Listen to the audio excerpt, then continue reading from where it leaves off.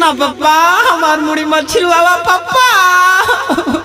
अरे सारे हीरो बनत हवा, हेकते हेकते झुलपी रखी के हीरो बनत हवा, मुड़ी ना छिलवाइबा।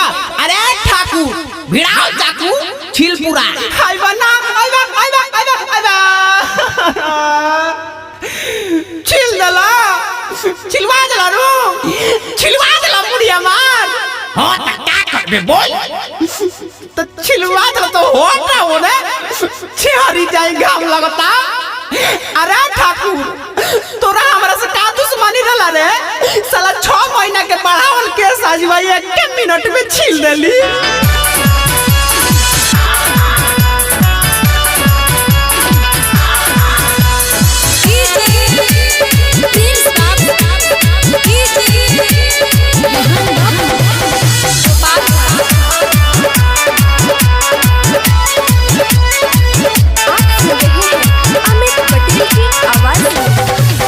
अरे दादा हो दादा, अरे दादा हो दादा, जोकर के जैसन चेहरा झंडू बाम लागता।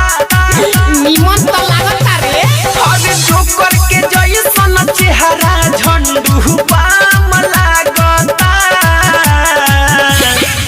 अरे वाह, अरे हमार लइका तो गजनी फिल्म के हीरो खानी लागता रे। भाग मर्दवा छिल देला हो काहे हजाम, बोला रे तो छिल देला हो काहे हजाम की बेला पर घाम लागता। छिल देला हो काहे हजाम की बेला पर घाम लागता। का छिलिया रे बोला तू का बिगड़ रनिया। अरे तोर बाप ने बोले है छिले के।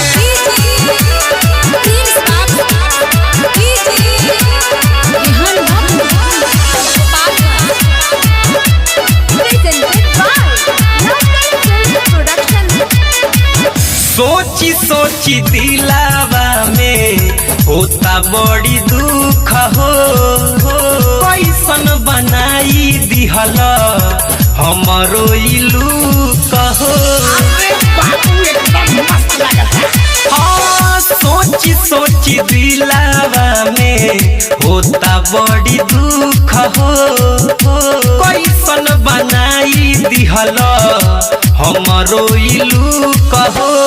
पहले बुझाता रहे दिली अब शाम लागता रे। छिल देला हो काहे हजाम, तो छिल देला हो काहे हजाम की बेला पर घाम लागता। छिल देला हो काहे हजाम की बेला पर घाम लागता।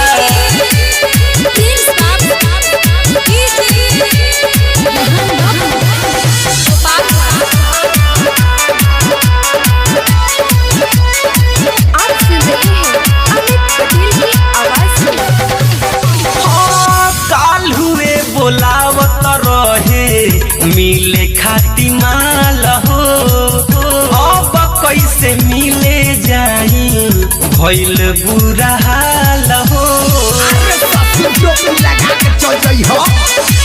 काल हुए बोलावत रहे मिले खाती माल हो, अब कैसे मिले जाई भइल बुरा हाल हो। करिया बदहिया मुड़ी के उजर चाम लागता रे।